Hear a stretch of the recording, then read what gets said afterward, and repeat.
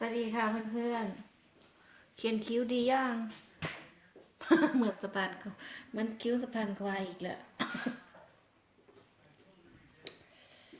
เอ่อลาบน้ำตกนะคะวิธีทำบอกไปแล้วนะคะ อันนี้ก็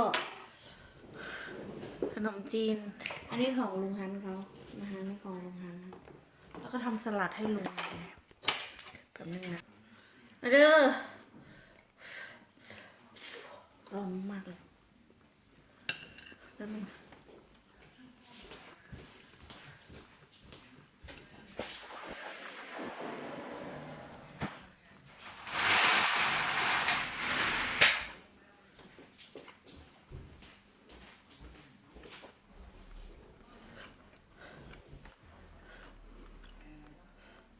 ผมก็ไม่ได้หวีนะ เพราะว่าหาหวีไม่เจอหวีอื่นมี แต่ว่าหาหวีของโปรด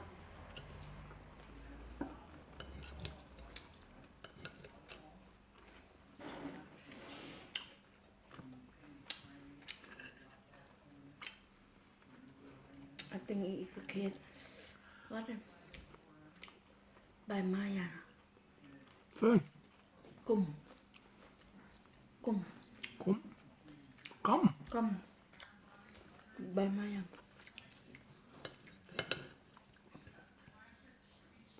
Een bossa. แบบนี้สิ En dat zou je wel eens zingen, oké?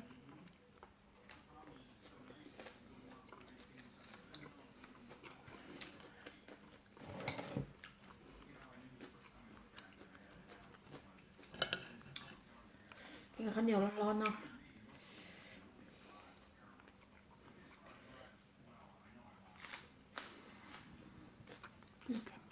เค็มเค็มครับเนี่ยมันดี Ik heb hem nou echt gelijk. เฟลเค็ม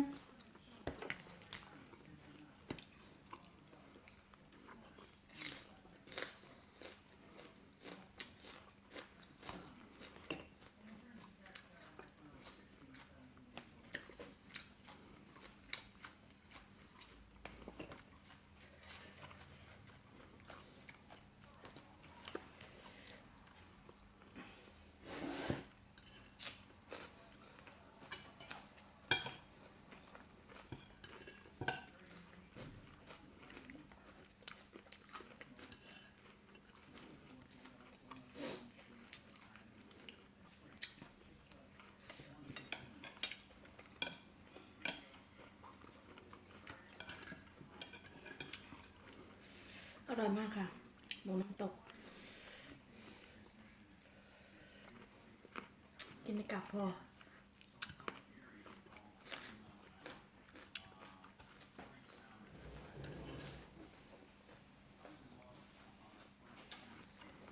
เขียนคิ้วดียังดำข้าง จางข้างคิ้วอ่ะมันไม่วาดโครงเหรอ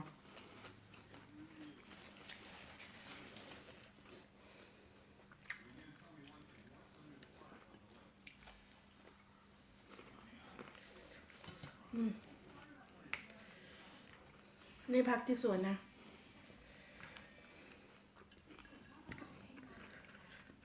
มาใกล้ๆอ่ะ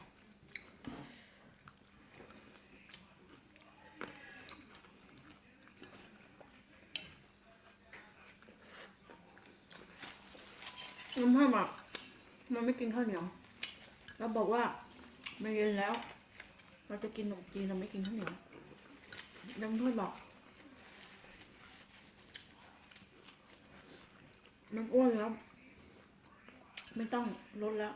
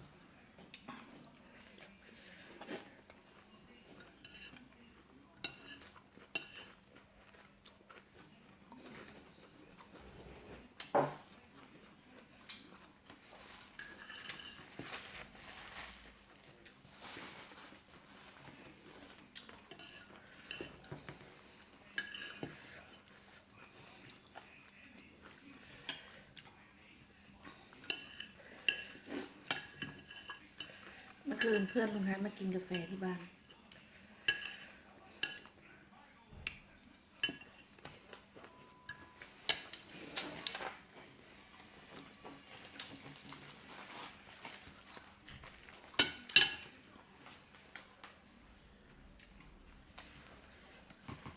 วันนี้คอมคิริลแอตตัน Sorry? วันนี้คอมคิริลแอตตัน Oh, dan moet ik nog bellen, Pink. Nog kennen als nou. Die nog een keer van. Nou, als next week. Wat ga je maken dan? All in curry, hè? Not curry daar.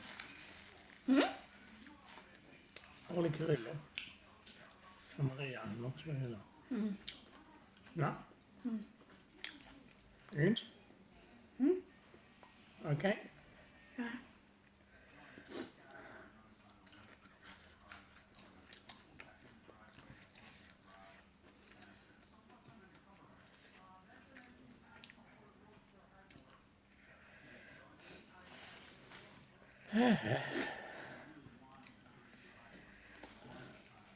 Doe je zachtjes nou. Ik heb daar zitten.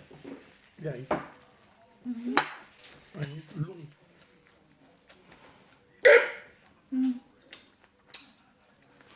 Jij.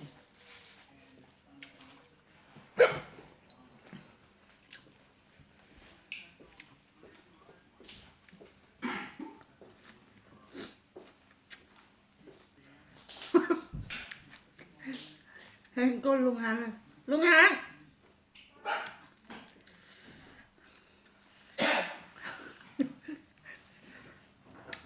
เห็นก้นลุงฮันเลย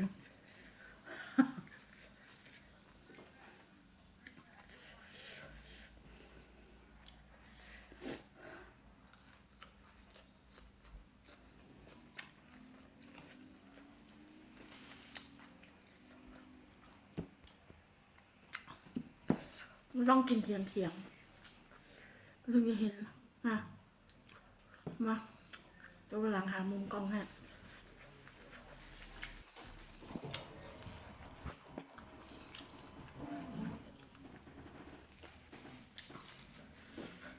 เผ็ดเผ็ดอร่อยหมดแล้วอ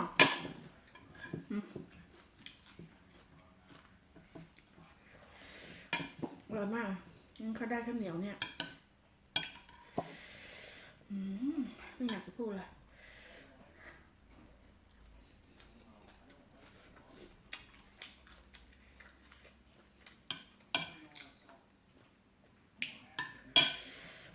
มีขนมจีนรอ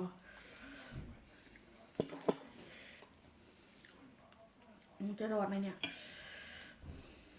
แล้วเพื่อนๆจะแซวอ่ะสำหรับเจ๊รอดแน่ๆดูถูกจังเกินไปแล้วดูผิดฉันบ้างก็ได้นะ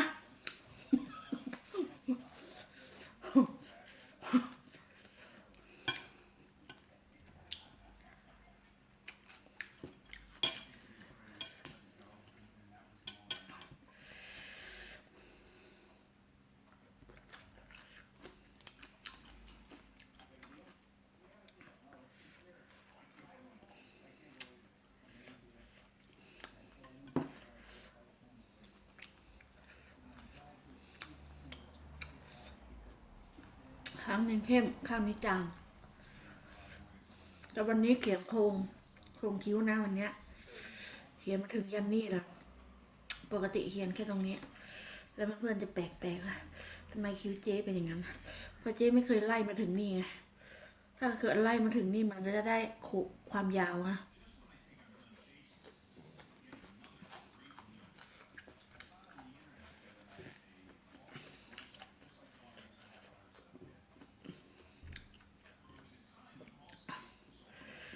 วันนี้พี่จานด้วยนะคิ้วเขียนเป็นไงบ้างจะให้ดูกันจานด้วยนะ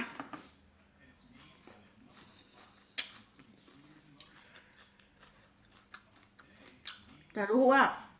ข้างนี้จางข้างนี้บางแต่ว่าสัดส่วนอะ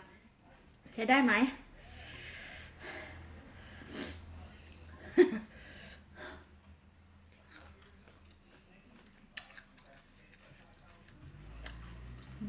หมดแล้ววะ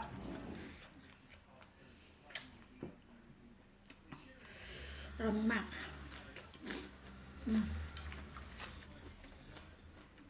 ผักขนมจีน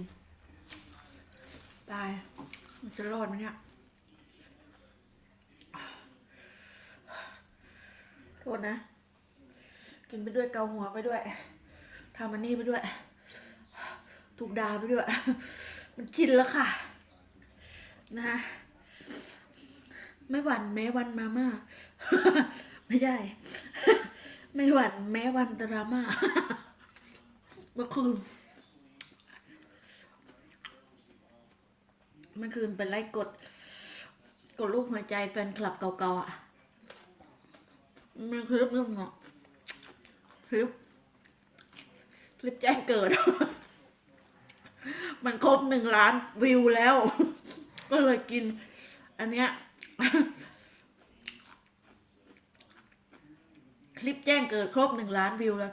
เมื่อคืนไปไล่กดรูปหัวใจให้นะคะแล้วก็ไปหวนความรู้สึกดีๆกับแฟนคลับเก่าๆที่เขาจากเราไปนะคะบางคนเขาก็จากไปด้วยความ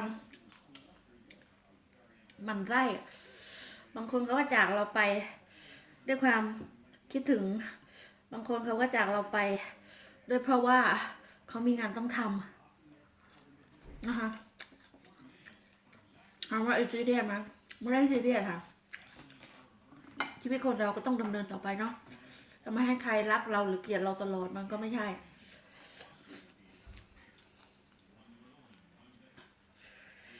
แต่อย่าให้เจอวันมาม่าของฉันนะ วันที่เมนมาของฉันนะ มีหูมีหู มีหูมีหู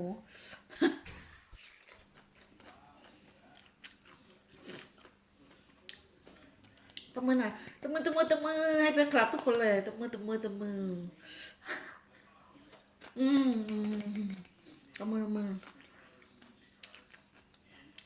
เพื่อนๆอยากถามว่า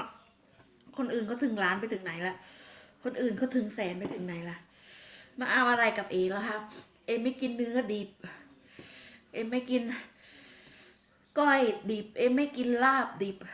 นะคะเพราะฉะนั้นเอไม่ได้อยู่เมืองไทยมีอาหารหลากหลายให้กินนะคะเพราะฉะนั้นก็คือชอบใครชอบมันเนาะใครอยากกินอะไรก็กินใครชอบดูอันไหนก็ดูแล้วก็ไม่รักกันก็อย่ามาทำร้ายกันนะคะแค่นั้นแหละ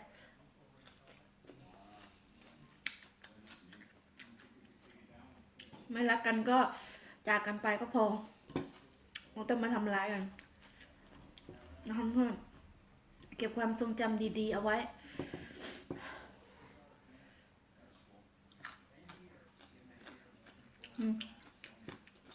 หมดแซ่บ